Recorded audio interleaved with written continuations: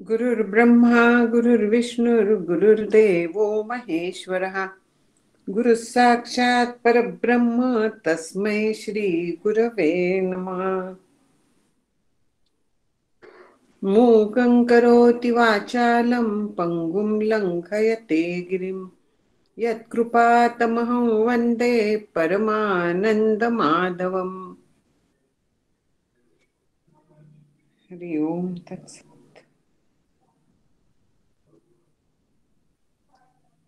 श्री गुरूंना नमस्कार करते. विवेक सिंधुकार, मुकुंदराज आणि सर्व संत यांना नमस्कार करते. आपणा सगळ्यांना नमस्कार. आपला विषय जो चालला होता तो पूर्वार्धातला दुसऱ्या प्रकरणाचा चाललेला आहे. आणखीन तिथे मुकुंदराजांनी सांगितलं की ब्रह्माभ्यास करायचा. ब्रह्माभ्यास म्हणजे काय ते आपण थोडक्यात बघितलं होतं. तर हा ब्रह्माचा अभ्यास म्हणजे ब्रह्माविषयीचा विचार करायचा आणि त्याच्या भूमिका पण त्यांनी सांगितल्या होत्या आपल्याला. कुठच्या कुठच्या आहेत त्या 4 सांगितली होती. विक्षेपता, गतायता, संश्लिष्टता, आणखीन सुलीनता, अशा 4 सांगितल्या होत्या. आता इथे जे सांगितलं आपण एक पाहिलं त्यांनी की इंद्रिय दाबून ठेवण्याची काही गरज नाहीये. तर ती जिथे धावतात तर तिथे ब्रह्मतत्व बघावं. जेथ धावती तेथेच धरावी. जिकडे धावतील तिथे तत्वच ते आहे अशा पद्धतीने विचार करावा, म्हणजे सुलीनता प्रत्यक्ष होईल. कारण सुरुवातीला आपण पाहिलं की संश्लिष्टतेत आनंद पक्का आनंद जरी मिळत असला, जरी आपल्याला ब्रह्मानुभव असला, तरी देखील थोडी ये जा असते, ते स्थिर झालेलं नसतं. स्थिर होण्यासाठी इंद्रिय जिथे जातील तिथे ब्रह्मतत्व पाहायचं. त्याचाही विचार आपण थोडा केला होता की जिथे ज्ञान आपण जेव्हा जेव्हा होतं, सतत आपल्याला ज्ञान होत असतं डोळ्यांमार्फत, कानामार्फत, तर कधी कधी असाही विचार आपल्याला करता येतो की हे ज्ञान कोणाच्या सत्तेवरती होत आहे, किंवा जे ज्ञानरूप आहे ते सगळीकडे आहे, त्यामुळे मला त्या पदार्थाचं ज्ञान होत आहे, त्या ज्ञानाच्या मागे ते ज्ञानरूप तत्व आहे. अशा पद्धतीने आपल्याला विचार करून त्या तत्वाचा विचार करता येतो. हे पण पाहिलं की आनंदाच्या प्रसंगी देखील आनंद कुठून आलाय हा विचार करता येतो. अशा सगळ्या बाबतीत इंद्रिय जिथे धावतील तिथे ते तत्व आहे हा विचार ठेवता येतो आपल्याला. आणि असा जर का आपल्याला अखंड ब्रह्माचं अनुसंधान राहिलं तर सुलीनता पाहायला वेळ लागत नाही. आणखीन मग हळूहळू इंद्रिय, विषय, सगळी माणसं, बघणारी मी, हे सगळ्यांचा बाध होतो.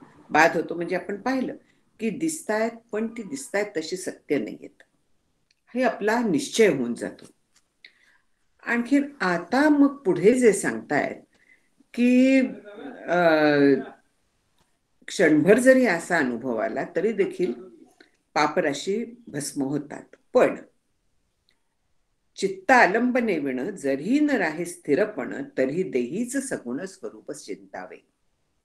आता प्रश्न पडला की हे जे ब्रह्मचिंतन म्हटलेलं आहे ते सोपं आहे का? आपल्याला तेवढं सोपं वाटत नाही. आपल्याला काहीतरी करायची इच्छा होते नेहमी.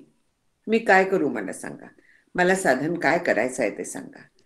मला विचार करायला सांगितलं पण विचार नुसतं म्हणजे पटतच नाही आपल्याला. आपला रजोगुण एवढा प्रबळ असतो की काहीतरी केल्याशिवाय आपल्याला चैन पडत नाही. तस्मात विचार करावा, देव कोण तो ओळखावा वगैरे हे सगळं सांगतायत. वस्तुसिद्धीर विचारेण न कश्चित कर्म कोटिभी, शंकराचार्य सांगतायत. पण आपल्याला त्या विचाराच्या मागे जाता येत नाही. याला कारण आपला रजोगुण बलवान असतो.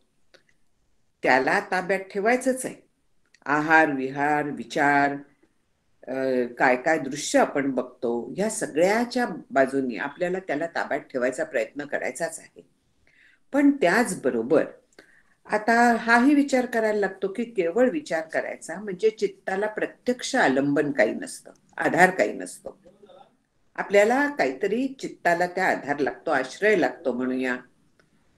कुठेतरी ते पर्टिक्युलरली चिकटावं लागतं.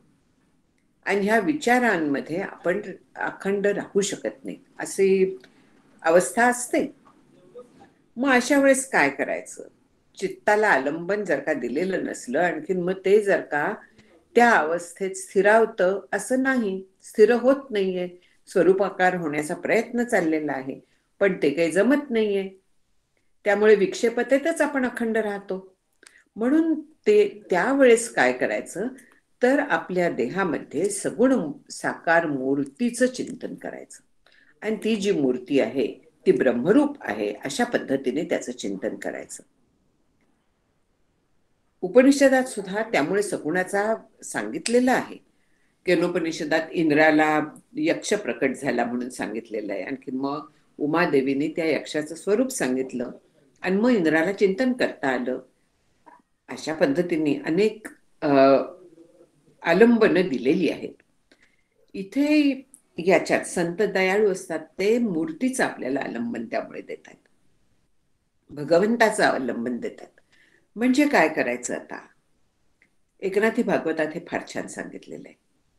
म्हणजे आपली नेहमीची पूजा जी असते ना, ती देखील त्या पद्धतीने करावी, किंवा मानस पूजा करावी, किंवा त्या मूर्तीचं विचार करावा.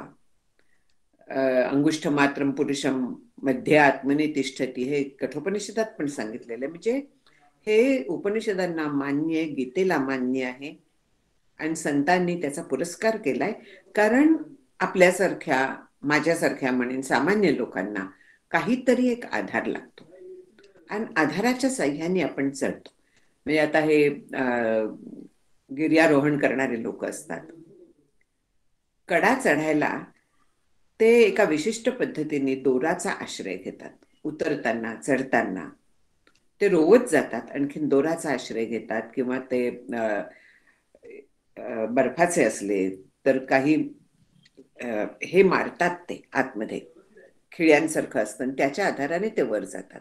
असे वेगवेगळे आधार घेतात, त्याच्याशिवाय जाता येत नाही. तसाच आधार आपल्याला हा जो आपला साधनेचा गड आहे, साधनेचा शिखर आहे, तिथपर्यंत पोचायला काही आधार लागतात आपल्याला. आणखीन हे आधार वेगवेगळ्या पद्धतीने घेता येतात. एकनाथी भागवतात जे सांगितलेले, साध्या पूजेबद्दल आधी सांगते. नेहमीची जी आपली पूजा असते, तर त्या पूजेमध्ये मूर्ती असतात. आता ह्या ज्या मूर्ती असतात त्यांच्याबद्दल कशी कल्पना करायची?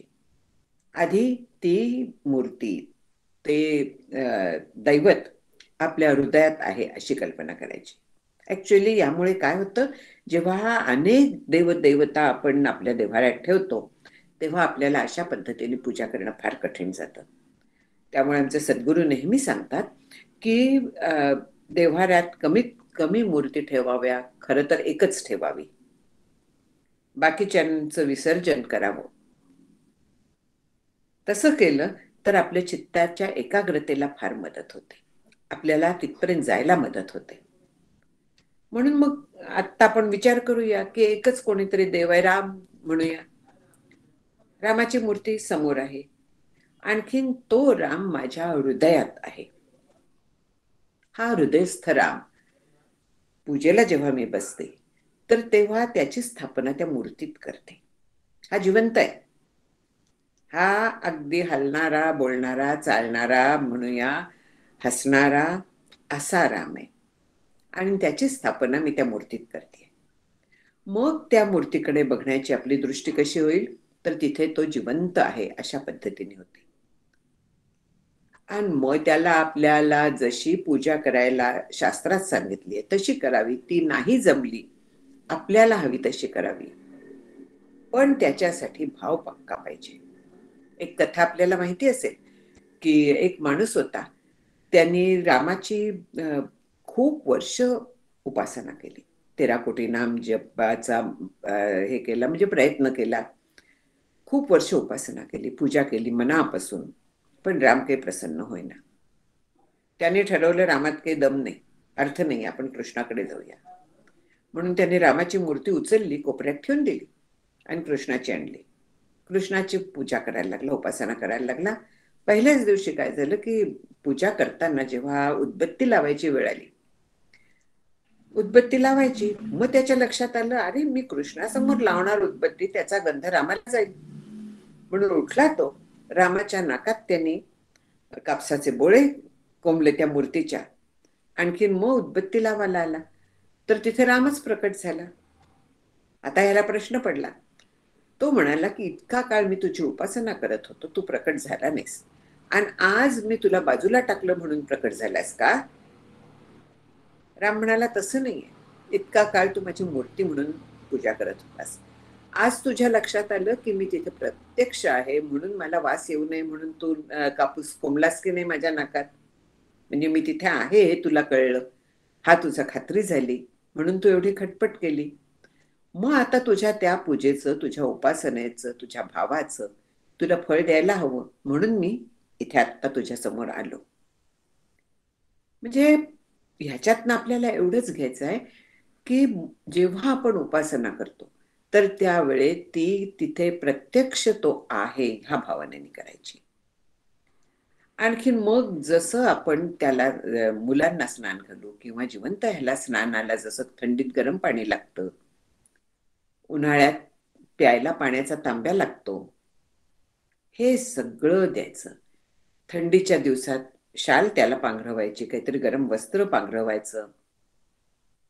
प्रत्येक गोष्ट आपण जशी आपल्या मुलांना करतो, जिवंत माणसांना करतो, त्या पद्धतीने त्याच्या बाबतीत करायचे. आणि हे सगळे उपचार झाले की नंतर शेवटचा विसर्जन आहे, आवाहन आणि विसर्जन. आवाहन जे असतं तर ते त्या हृदयातनं आपल्या काढून मूर्तीत स्थापायचा. आणखीन विसर्जनाच्या वेळेस त्या मूर्तीतला राम पुन्हा आपल्या हृदयात घ्यायचा. हे जे आहे म्हणजे राम आपल्याबरोबर अखंड आहे, मूर्तीत पण राम आहे, ही आपली भावना पक्की व्हायला लागते. त्या रामाचा आश्रय आपण विसरत नाही. आणि मग त्याचं चिंतन आपल्याला करता येतं, त्याच्या चरित्राचं चिंतन करता येतं, त्याच्या पराक्रमांचं, त्याच्या गुणांचं सगळं चिंतन आपल्याला करता येतं. आणखीन जेव्हा ह्याला धारणा म्हणतात, जेव्हा त्याच्या संबंधीचं चिंतन करतो, चरित्राच्या गोष्टीचं चिंतन करतो, तर असं करता करता केवळ रामाचं चिंतन सुरू होतं. आणखीन मग रामाचं स्वरूप जे आहे ते जाणून चिंतन व्हायला लागतं. आपल्याला माहीत असायलाच पाहिजे सुरुवात करताना सुद्धा, पण मग राम ब्रह्म आहे ह्या भावनेने ते चिंतन व्हायला लागलं की आपोआप ब्रह्माचं चिंतन होत आहे.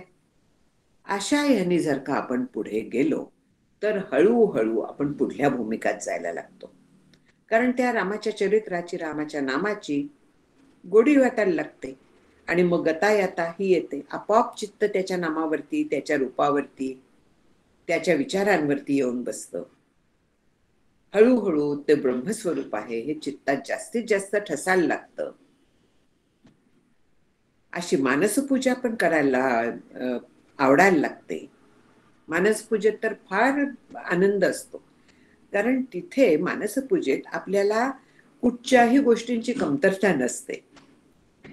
मनाने रत्नमाला घ्या, सोन्या चांदीची तपकं घ्या, सगळं आपल्याला करता येतं. ज्योती ताऱ्यांच्या घ्या, सूर्याच्या घ्यायच्या, कोणाच्याही घेता येतात. म्हणजे ह्या पद्धतीने आपल्याला मानसपूजेत आपली कल्पना थिटी पडते, इतकं आपल्याला वैभव तिथे करता येतं. आणखीन मानसपूजेमध्ये आपला वेळ जाऊन द्या, पण आपलं चित्त एकाग्र व्हायला फार मदत होते. आणि म्हणून मुकुंदराज म्हणतात की देहीचं सगुण स्वरूप चिंतावे जे म्हटलेलं आहे, तेथं हृदयाच्या शेजारी मानस षोडशोपचारी उपासावा श्रीहरी अनन्य भावे. त्याला तिथे आसन द्यावं छान. आसन कसलं देतात? आता हृदया आपुले चौफाळून या भले, वरी बैसऊ पाऊले सद्गुरूंची, म्हणून त्या ज्या आचार्योपासन म्हणून 13व्या अध्यायात आहे मला वाटतं, तर त्याच्यातला ज्ञानदेवांचं बघावं, किती सुंदर त्यांनी पूजा सांगितलेली आहे ही. म्हणजे आपल्या हृदयाचाच, हृदय म्हणजे अंतःकरण, त्या अंतःकरणाच्या देव्हाऱ्यात त्याला बसवायचं आहे. ते अंतःकरण प्रत्यक्ष तिथे आहे असा विचार करायचा, त्याचा चौरंग बनवायचा. आपल्याला अनेक पद्धतीने विचार करता येतो. रत्नजडीत चौरंग आणता येतो, तो टोचू नये म्हणून त्याच्यावरती मखमली घालता येतात गोष्टी. गंगेचं पाणी आणता येतं. गंगेचं म्हणजे आपल्या घाण झालेल्या गंगेचं सुद्धा नाही, स्वर्गातल्या गंगेचं पाणी आणता येतं स्नानासाठी. म्हणजे आपली कल्पना कमी पडेल इतक्या सुंदर पद्धतीने आपण ती पूजा करू शकतो. आणि अशी पूजा जर का आपण केली, पंचपक्वान्नाचा नैवेद्य वगैरे, शंकराचार्यांची मानस पूजा स्तोत्र बघावीत. निर्गुण मानस पूजा स्तोत्र पण आहे, पण सगुण ईश्वर देवांच्या देवतांच्या वगैरे ज्या मानस पूजा त्यांनी सांगितलेल्या आहेत त्याही अशा सुंदर आहेत, वैभव संपन्न आहेत. म्हणजे अशा पूजा आपण बघाव्या, आपण करावी. खूप आनंद असतो. आणखीन त्याचा परिणाम आपल्याला एरवी देखील अनुसंधान सांभाळायला त्याची फार मदत होते. जेव्हा आपण मानसपूजा करायला लागतो, दासबोधात सांगितलंय मानस पूजा करावी वगैरे. आणखीन मानस पूजा करताना तिथे एक छान उदाहरण दिलंय की एक जण मानस पूजा करत होता, आणखीन त्याच्या शेजारी दुसरा बसला होता.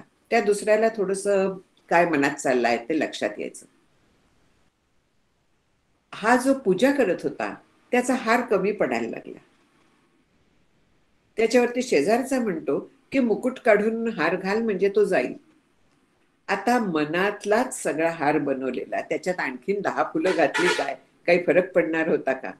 त्याला काही उठून बाजारातनं फुलं आणायची होती का?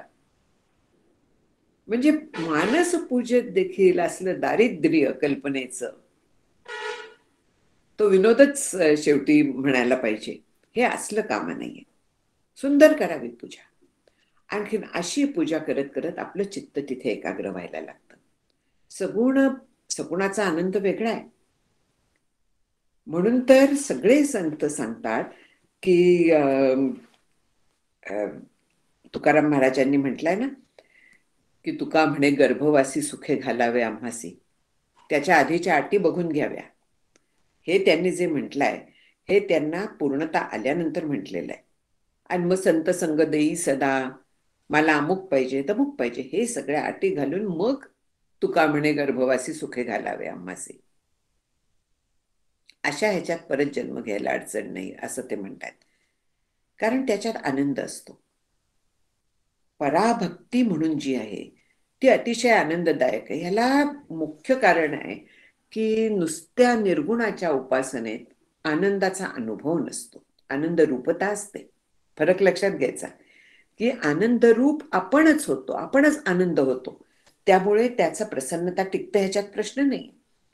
पण आनंदाचा वेगळा अनुभव, वेगळेपणाने अनुभव, द्वैत असल्याशिवाय अनुभव घेता येत नाही. तो अनुभव देव शोधाया गेलो देवची होऊन ठेलो असं जेव्हा होतं, तर त्यावेळे त्या देवाला, आपण जरी देव झालो तरीही त्या देवाला मनाने वेगळं करून तात्पुरतं त्याची पूजा करायची.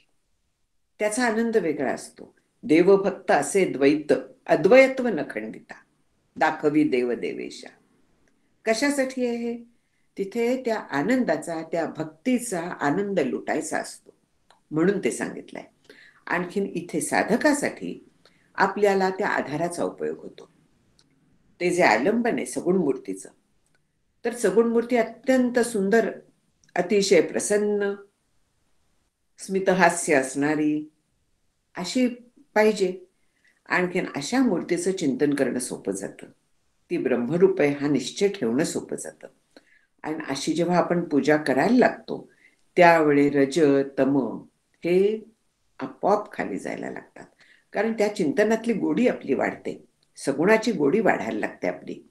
म्हणून इथे पुढे म्हटलेलं आहे की रजतमी जे समैळ ते चित्त वेगी होये निर्मळ, मग निर्गुणी भक्ती प्रेमळ शुद्ध अपैसे होये. साधकाचं चित्त काय किंवा कोणाचंही चित्त, तिन्ही गुण तिथे असतातच. पण समर्थांनी ज्याप्रमाणे शबल आणि शुद्ध असे भाग केलेले आहेत, रजगुणाचे तिथे प्रत्यक्ष केलेले आहेत, आणि बाकीच्या पण गुणांचा अशाच पद्धतीने विचार करावा म्हणून म्हटलाय. म्हणजे जो रजोगुण आपल्याला ईश्वराच्या भक्तीकडे वळवेल तो शुद्ध, आणि जो संसारातल्या गोष्टींकडे वळवेल तो शबल म्हणजे अशुद्ध. अशा पद्धतीने तिथे वर्णन केलेलं आहे. तेव्हा सुरुवातीला जो शबल असतो, म्हणजे जो संसारात गुंतलेला असतो, काम, क्रोध, मत्सर, हेवा, हे सगळे जे विकार असतात त्यांनी चित्त मलिन होऊन जातं. असं मलिन चित्त त्या शुद्ध परमात्म्याशी एकरूप होऊ शकत नाही. म्हणून चित्ताची शुद्धी अत्यंत आवश्यक आहे, जी निष्काम कर्माने होते, निष्काम उपासनेने होते, शांती होते. आणि म्हणून चित्त जोपर्यंत रज आणखीन तमोगुणांनी मलिन आहे, जोपर्यंत विषयांच्या मागे धावताय, तोपर्यंत ते स्थिरावणार नाही. रजोगुणाचा स्वभावच आहे चांचल्य हा. ते स्थिरावायला जर का हवं असलं तर त्याला शुद्ध रजोगुणाकडे वळवायला लागतं. म्हणजे जे करतो ते परमार्थाच्या दृष्टीने ते करायचं. प्रत्येकच गोष्ट देवासाठी मी करतेय, देवानी आज्ञा दिली म्हणून करतेय, देवाच्या आज्ञा पाळतेय. गृहिणी म्हणून देवाची आज्ञा आहे, हे मी काम केलं पाहिजे. आई म्हणून देवानी मला हे बाळ सांभाळायला दिलाय, त्याचंच स्वरूप आहे ते मी सांभाळलं पाहिजे. अशा पद्धतीने आपण तो जो रजोगुण आहे तो ईश्वराकडे वळवतो. इथे जे सांगितलंय की मलिन चित्त शुद्ध होतं, असं शुद्ध व्हायला ही मानसपूजा खूप उपयोगी पडते. त्या सगुणाचं आलंबन उपयोगी पडतं. असं चित्त जेव्हा व्हायला लागतं, रजोगुणाचं चांचल्य म्हणा, तमोगुणाचा आळस, आणखीन तो त्याचा प्रभाव हा जेव्हा कमी व्हायला लागतो, तेव्हा सत्वगुण आपोआपच वरती यायला लागतो. आणि जसा सत्वगुण वरती येईल तसे हे दोन्ही गुण दबायला लागतात. त्यांची आवश्यकता असते, ते जाणार कधीच नाहीत. पण चित्त निर्मळ व्हायला लागतं. आणखीन मग निर्गुणाचा अभ्यास व्हायला लागतो. जोपर्यंत चित्त निर्मळ नाही, जोपर्यंत इकडे तिकडे धावताय, तोपर्यंत त्याची धाव आपल्याला हवं त्या दिशेला वळवायचा प्रयत्न करायचा आहे आणि नंतर ती धाव बंद करायचा प्रयत्न करायचा आहे. एक आणखीन मंदाताईंनी उदाहरण दिलं होतं की मदारी असतात ना, माकडाचे खेळ दाखवतात. माकड सगळे खेळ करतं, पण ते मोकळं असतं का पूर्ण? त्याला लांब दोरी बांधलेली असते आणि त्या दोरीच्या कक्षेत ते माकड उड्या मारत असतं, जे काय त्याला शिकवलेले असतात त्या गोष्टी करत असतं. त्या दोरीला सोडून ते जात नाही. तसं मनाचं जे माकड आहे आपलं, ते उड्या मारणारच आहे. ते इकडे तिकडे फार हिंडणार आहे, चंचल आहे माकडासारखंच. तर त्यामुळे त्याला तेवढी दोरी द्यायची. कसली द्यायची? सगुणाची द्यायची. तू ह्या पद्धतीने जा, इकडे जा, हरकत नाहीये, तिथे पण तूच बघ. मुलांच्या वरती प्रेम आहे ना, घरातल्या लोकांच्या वरती आहे ना, त्यांच्यात ईश्वर बघ. अशा याने त्याला ती दोरी द्यायची आणि त्याला हिंडून द्यायचं. काही ते करू शकत नाही पुढे. मग हळूहळू ते तिथे आनंद घ्यायला लागतं, त्याला तिथेच बरं वाटायला लागतं. आणि असं व्हायला लागलं की निर्गुणाचा अभ्यास शक्य होतो. ती आलंबनाची गरज कमी व्हायला लागते आणि निर्गुणाचा अभ्यास शक्य होतो. तिथे निर्गुणी परमपुरुषी जीवासी ऐक्यता होये सेखी, तिये महासौरखी सौरवी समरसतो. असा अभ्यास जेव्हा पूर्णतेला जातो निर्गुणाचा, त्यावेळेत सुलीन दशा होते. तो जीव जो असतो तो ब्रह्मरूप होतो. जग सगळं त्याचं बाधित होऊन जातं. तिथे बाकी काहीही त्याला जे विश्वातले विषय असतात त्याच्यातला इंटरेस्ट त्याचा संपतो. विषय व्याळे मिठी दिधलिया नुठी ताठी, ते तुझी या गुरुकृपा दृष्टी निर्विष होये. म्हणून जे ज्ञानदेव म्हणतात, तो हो जो विषयरूपी सर्प आहे तो मिठी देतो. म्हणजे काय करतो तर त्या विषयांच्या मागे आपल्याला घेऊन जातो, अखंड त्या विषयांचं चिंतन करायला लावतो आपल्याला. तर ह्या विषय वाळाची मिठी, विषयरूपी सर्पाची मिठी, गुरुकृपा दृष्टीने निर्विष होये. म्हणजे गुरुंनी जे साधन दिलेलं आहे ते व्यवस्थित केलं तर ते निर्विष होतं. निर्विष होतं म्हणजे काय? विषयांच्या मागे जे धावणं असतं, विषयातलं जे सत्यत्व असतं ते विष जातं. सत्यत्व हे विषय, विषय हे विषयरूप नाहीयेत. विषयांचा संग बरा नाही, विषयी जे त्यांचाही संग बरा नाही. का? विषयी जे असतात ते अखंड विषयांबद्दल बोलत असतात. आपल्या अंतःकरणावरती तोच संस्कार उमटत राहतो.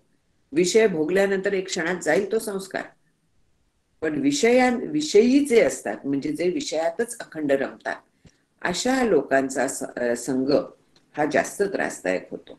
कारण चर्चा तीच असते तिथे. तिथे देवाच्या चर्चेला वाव नसतो. उलट विषय क्षणभर भोगले, बाजूला टाकून दिले, काही फरक पडत नाहीये. त्यांच्यात अडकलं तर फरक पडतो, त्यांचं चिंतन घडलं तर फरक पडतो. म्हणून असा अभ्यास जेव्हा व्हायला लागतो तर त्यावेळे ते विषयांचं चिंतन थांबतं आपलं.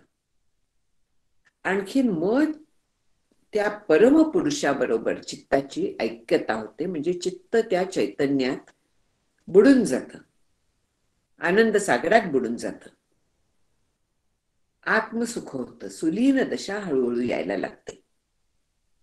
हे जर का जमत नसलं, अशी उपासना समजा जमत नसली, तर आणखीन आता उपाय सांगतात दुसरे पर्यायी. ना तरी अष्टांग योगे चित्त शुद्ध होय वेगे, जीव परमात्मेया संगे पावे कैवल्य. हा जो राजयोग म्हणजे ज्ञानयोग सांगितला त्याप्रमाणेच आपल्याला अष्टांग योग माहिती आहे. यम नियम आसन प्राणायाम प्रत्याहार धारणा ध्यान समाधी वगैरे. हा जो अष्टांग योग आहे त्यांनी देखील चित्त शुद्ध होतं. म्हणजे कसं होतं? आता अष्टांग योगात आपल्याला माहिती आहे की यम नियम आहेत. नियम जे आहेत, आणखीन यम एक आहेत ते सगळ्या व्यष्टीच्या संदर्भात म्हणजे स्वतःच्या संदर्भात आहेत. आणखीन दुसरं जे आहेत 5 तर ते समष्टीच्या संदर्भात आहेत.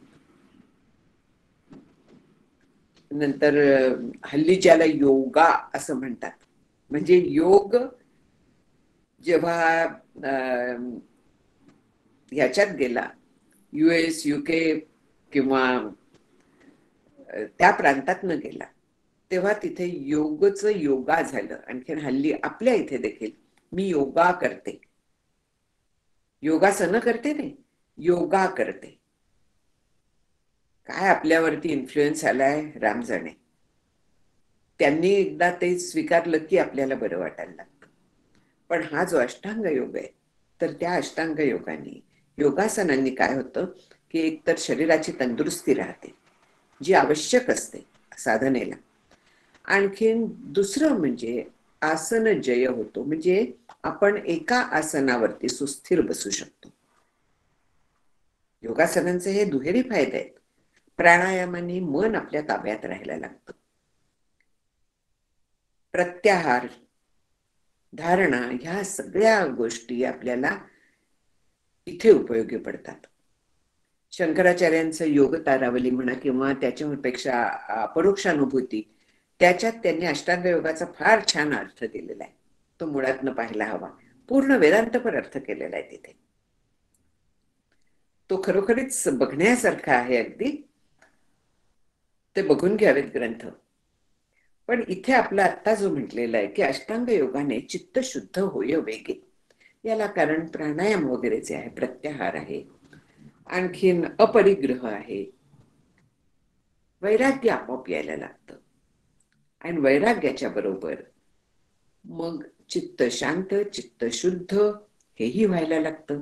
या सगळ्या गोष्टींनी यमनियम जे आपल्याला सांगितलंय, तर त्याच्यात जे ज्ञान योगात आपल्याला समाधी षटक म्हटलेले आहेत तेच शेवटी तिथे आहेत. कुठच्याही बाजूला जा, शब्द वेगळे असतील पण अर्थ तोच आहे. शम दम उपरम विवेक वैराग्य हे जे सांगितलेले आहे ते काय. आणखीन यमनियमातले पहा, शौच संतोष अस्तेय वगैरे, शेवटी त्याच्यातनं काहीही फरक नाहीये. त्याचा तोच परिणाम होतो. आणखीन म्हणून कुठच्याही पद्धतीने आपण गेलं तरी ह्यानी चित्त शुद्ध होतं. आणि चित्त शुद्ध झालं की त्या अष्टांग योगाचं काम संपतं. अष्टांग योगाने कधीही निर्विकल्प समाधी ह्याची कुठची, जिथे चित्त चैतन्यात विलीन होतं अशी निर्विकल्प समाधी साधत नाही. अष्टांग योगाची जी निर्विकल्प समाधी आहे तिथे चित्ताचा केवळ लय होतो, तो अज्ञानासह होतो. जसा झोपेत होतो ना, अज्ञानासहच तिथे ब्रह्मात जातो. त्यामुळे जाग झाल्यानंतर अज्ञानाचे संस्कार म्हणजे जगाच्या सत्यत्वाचे संस्कार जसेच्या तसे असतात. तसंच अष्टांग योगातला जो समाधी आहे त्याचही तीच कथा आहे. तिथे देखील जगाचं सत्यत्व जात नाही. तिथे देखील जो समाधी प्राप्त होतो, निर्विकल्प असेल, तिथे लय होतो केवळ. आणि म्हणून चांगदेवांना आत्मा ब्रह्म हे सांगायची वेळ आली. त्यांचा जगाच्या सत्यत्वाचा संस्कार गेलेला नव्हता, देहतादात्म्य सुटलेलं नव्हतं. म्हणून त्यांना आणखीन मी जगावं, देहानीच असावं ही जी भावना होती, ते त्याप्रमाणे वागत होते. हे त्यामुळे होतं.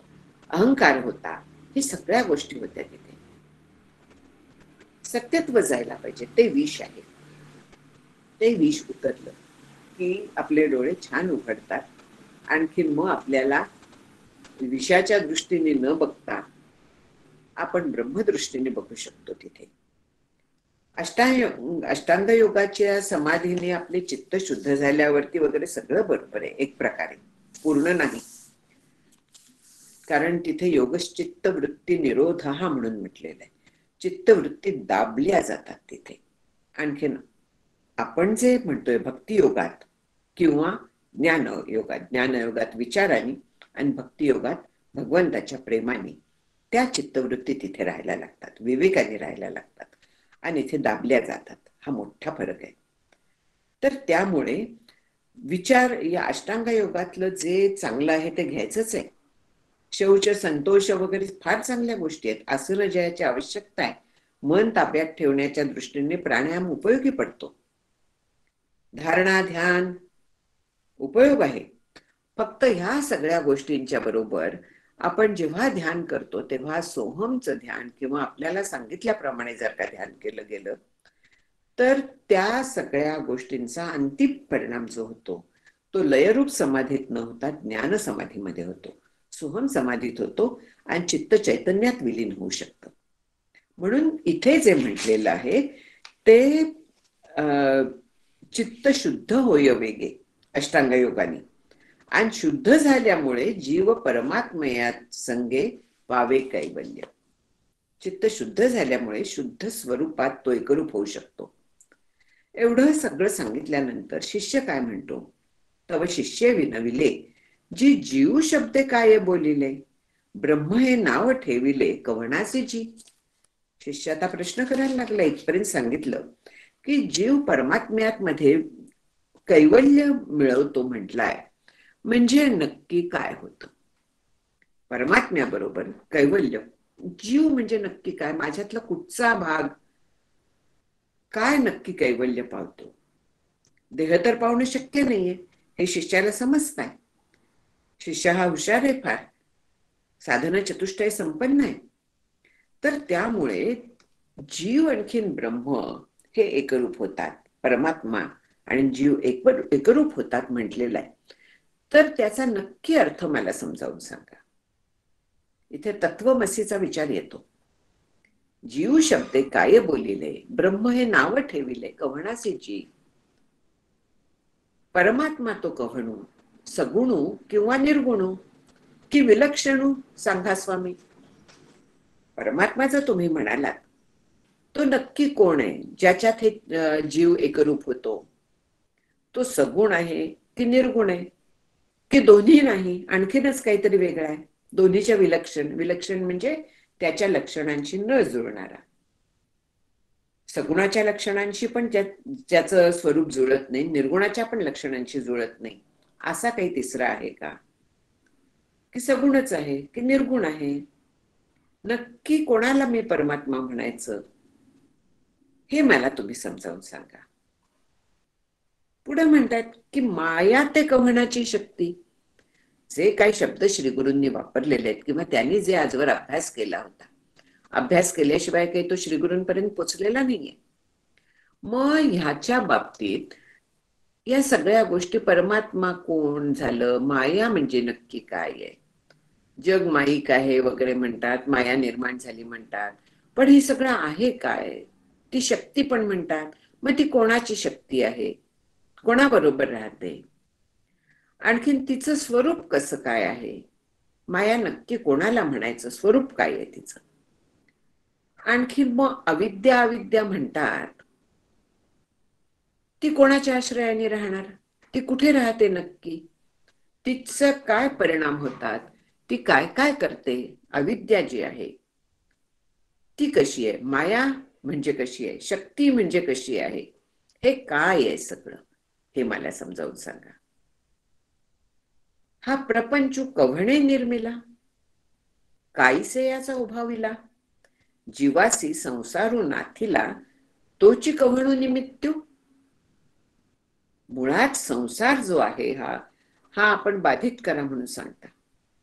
संसाराचा बाध करायचा आहे म्हणजे तो सत्य नाही हा विचार करायचा आहे. पण मग हा निर्माण कोणी केलाय?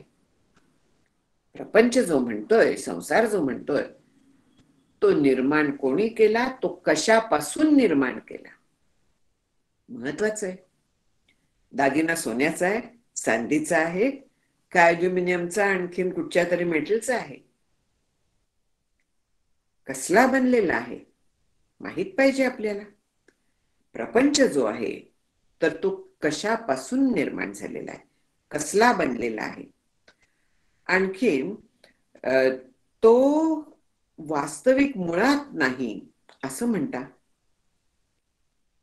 संसार नाथीला म्हणताय, नाथीला म्हणजे नाहीये जो, तो संसार मुळात जर का नाहीये, तो जीवासू कव्हणे निमित्तू आथीला, कुठल्या निमित्ताने, काय कारणाने तो जीवाच्या गळ्यात पडलाय, जीव त्याच्यात अडकलाय, जीवाला बांधला गेलाय संसाराच्या मुळे. काय कारण आहे? मुळात प्रपंच आला कुठून, कसला झालाय, आणि जीव त्याच्यात कसा अडकला. महत्वाचे फार प्रश्न आहेत हे सगळे. म्हणून हे जे सगळे प्रश्न आहेत ते बेसिक आहेत अगदी, की संसार आला कुठून, कसला झाला, माया म्हणजे काय, मायेचा प्रपंच म्हणतात. माया म्हणजे काय, अविद्येच्यामुळे अडकणं म्हणतात. अविद्या म्हणजे काय, ती नक्की कसं काय बंधन निर्माण करते, मायेचं स्वरूप काय आहे, एकीकडे नाही म्हणताय, एकीकडे आहे म्हणताय. आणि मग जिथपर्यंत आम्हाला जायचं आहे तो परमात्मा कोण आहे, सगुणात आम्ही विलीन व्हायचंय का निर्गुणात व्हायचंय, द्वैत आहे का अद्वैत आहे, हे सगळे प्रश्न तिथे आले. जी हे प्रश्न निरूपावे, माझे मनोरथ पुरवावे, माते सर्वज्ञ करावे कृपा बुद्धी. विनवणी करतोय, जी म्हणजे अत्यंत आदराने हा शब्द वापरला जातो.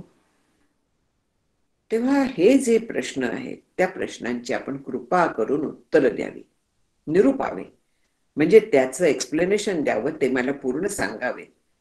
मला ते समजावून घेण्याची फार इच्छा आहे आणि त्याच्या आधाराने मला ही सुलीन दशा तुम्ही जी सांगितली ती मला पावायची.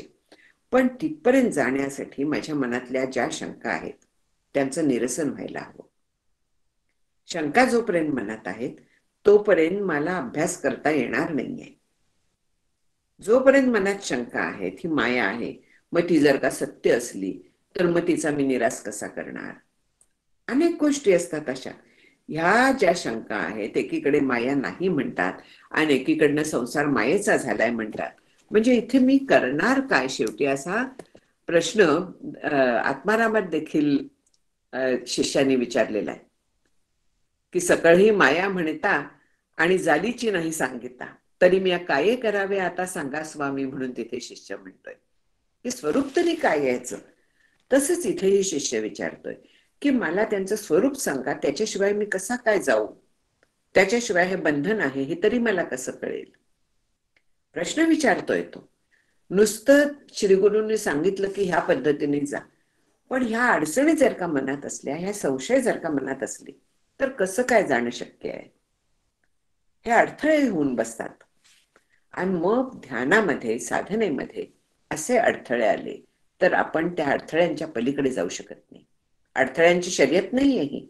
ह्या अडथळ्यांच्या पलीकडे जाण्यासाठी, ते दूर करण्यासाठी आपल्याला विचार करायला लागतो. त्या प्रश्नांची उत्तर माहीत असायला लागतात. शास्त्राभ्यास जो आहे तो ह्या प्रश्नांची उत्तर मिळाली म्हणून आहे.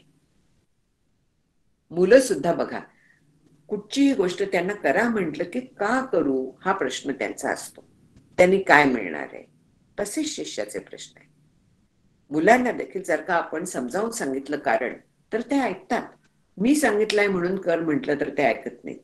तसंच इथे शिष्याला जर का त्याच्या मागची कारणं कळली तर तो मनापासून आनंदाने हा अभ्यास करू शकेल. आणि असं असल्याने कृपा बुद्धी असे जे श्री गुरु आहेत, शिष्य काय मागतोय, माते सर्वज्ञ करावे. सर्वज्ञ म्हणजे काय आहे, जो ज्यापासून हे सर्व झालेलं आहे, जो सर्वरूप आहे असा परमात्मा जाणणं म्हणजे सर्वज्ञ होणं. आपलं सर्वज्ञता ती तशी नाहीये.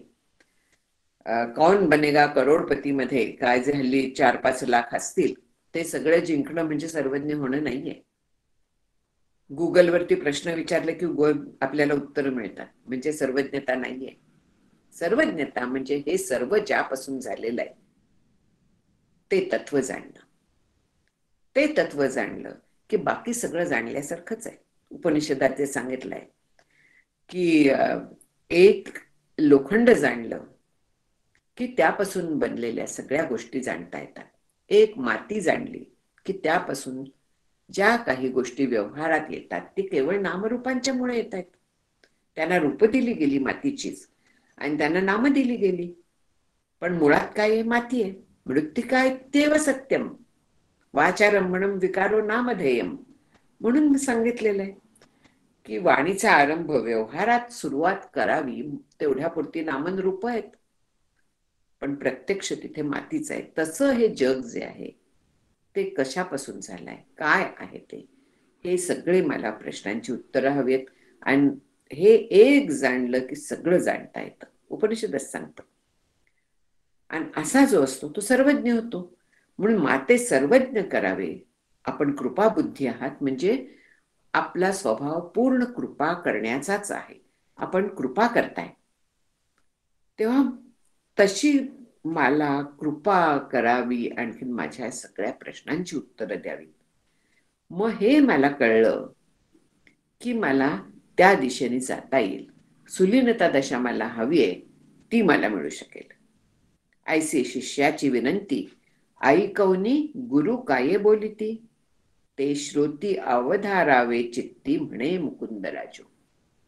मुकुंदराज म्हणतायत की ही शिष्याची विनंती ऐकल्यानंतर गुरु काय सांगतायत ते आता श्रोत्यांनी नीट लक्ष देऊन ऐकावं. अवधारावे चित्ती, मनापासून ऐकावं. चित्त तिथे अडकवून ठेवावं. आणखीन गुरु काय आता सांगणार आहेत ह्या सगळ्या प्रश्नांना, सगळे प्रश्न अतिशय महत्वाचे आहेत, ह्या प्रश्नांची उत्तरं गुरु कशा पद्धतीने देत आहेत ते श्रोत्यांनी मनापासून ऐकावं. इति श्रीमद विवेक सिंधौ सृष्टिक्रमे गुरुशिष्य संवादे स्वानुभव दृढीकरणे नाम द्वितीयं प्रकरणं समाप्तम. संस्कृत मध्ये दिलेला आहे. मुकुंदराजांनी हा ग्रंथ आधी संस्कृत मध्ये लिहिला होता आणि नंतर त्यांनीच हा मराठीत आणलेला आहे. पण ही जी पुष्पिका आहे ही तशीच ठेवलेली दिसते की विवेक सिंधू मधील सृष्टिक्रम म्हणून जो पूर्वार्थ आहे त्याच्यात गुरुशिष्य संवादातलं तो पहिल्या ह्याच्यात जो अनुभव आणून दिला होता तो दुसऱ्या प्रकरणात त्याच्या दृढीकरणाला सुरुवात केलेली आहे. म्हणून दृढीकरण नाम द्वितीयं प्रकरणं समाप्तम. हे आता दुसरं प्रकरण समाप्त झालेलं आहे. आता तिसरं प्रकरण जे आहे ते आहे तत्वसृष्टी कथन. तत्व जी आपल्याला ब्रह्मतत्व आहे, सृष्टी कशी निर्माण झाली विचारलेलं आहे, त्या सगळ्याबद्दल जे काय प्रश्न विचारले होते शिष्यांनी तर त्याविषयी आता सांगणार आहेत. म्हणून त्या प्रकरणाचं नाव जे आहे ते तत्वसृष्टी कथन आहे. त्याची सगळी उत्तरं आता इथे सुरू करतायत. म्हणून पहिल्यांदाच ते म्हणतायत, कौतुक करतायत, श्री गुरु शिष्याचं कौतुक करतायत की ऐकै शिष्य चूडामणी धन्य धन्य तुझी वाणी. आठवे जेथींचा प्रश्नी परमपुरुष तो. की शिष्य चूडामणी, चूडामणी म्हणजे आपल्याला माहिती मस्तकावरती जो काहीतरी सीतेच्या बद्दल आपण ती कथा ऐकलीये की सीतेने हनुमंताला रामातला खून दाखवायला, की सीतेला मी खरोखरी भेटून आलोय, ही खून दाखवायला चूडामणी दिला होता. नक्की काय चूडामणी हे मी पाहिलेलं नाहीये, पण मस्तकावरती तो दागिना वापरला जातो आणि तो मस्तकावरती असल्यामुळे श्रेष्ठ असं म्हणतात. म्हणून शिष्य चूडामणी, शिष्यातला अत्यंत श्रेष्ठ असा तू आहेस. तुझी वाणी धन्य आहे. का? कारण तुझ्या प्रश्नामुळे त्या परमपुरुषाचं मला स्मरण झालं. आता हा प्रश्न पडला की त्या आनंददायक परमपुरुष जो आहे त्याचं विस्मरण झालं होतं का श्री गुरूंना? त्याचं स्मरण झालं म्हणतायत ते? विस्मरण झालेलं नसतं, पण ती सहज अवस्था झालेली असते. आणि मग त्या आनंदाच्या डोहावरती स्मरणाचा आनंद तरंग उमटतो. फरक एवढाच आहे, शांत प्रसन्न स्थितीत आनंदाची लहर निर्माण होते, तो आनंद भोगायला मिळतो. म्हणून शिष्य हे सद्गुरू प्रसन्न झाले की तुझी वाणी धन्य आहे, मला त्या परमपुरुषाचं त्यामुळे स्मरण झालेलं आहे. ते पुढे येणारच आहे सगळं. पुढला विचार मला वाटतं आपण नंतर करावा. इथपर्यंत विचार केला, श्री सद्गुरू काय म्हणाले ते तयार झाले. शिष्य अधिकारी आहे, अशा अधिकारी शिष्याला सांगताना सद्गुरूंना देखील अतिशय आनंद होतो आणि म्हणून ते प्रसन्न चित्ताने शिष्याच्या सगळ्या प्रश्नांची उत्तरं द्यायला तयार झालेत. तत्वसृष्टी कथन हा आपण आता पुढल्या वेळेस विचार करूया. आज आता इथे आपण थांबूया. थोडं आधी थांबलो तरी देखील काही बिघडत नाहीये, कारण पुढला विषय जो आहे तो 5-10 मिनिटात होण्यातला नाहीये. काही प्रश्न असले तर विचारा.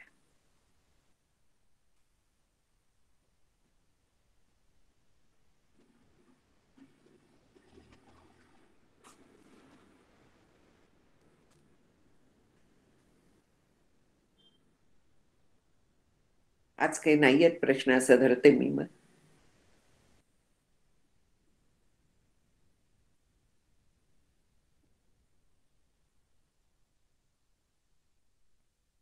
श्रीहरी. कोण आहे ऍडमिन? श्लोक घेऊ मावशी? हो, श्लोक घे.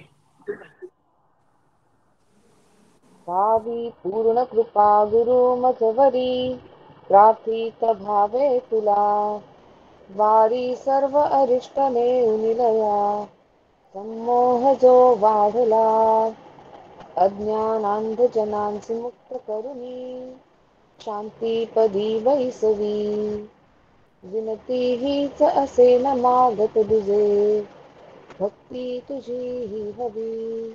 सद्गुरुनाथ महाराज की जय. जय श्री राम. जय श्री जय राम. जय रघुवीर जय समर्थ. श्री राम. रघुवीर रमन. जय श्री राम. जय श्री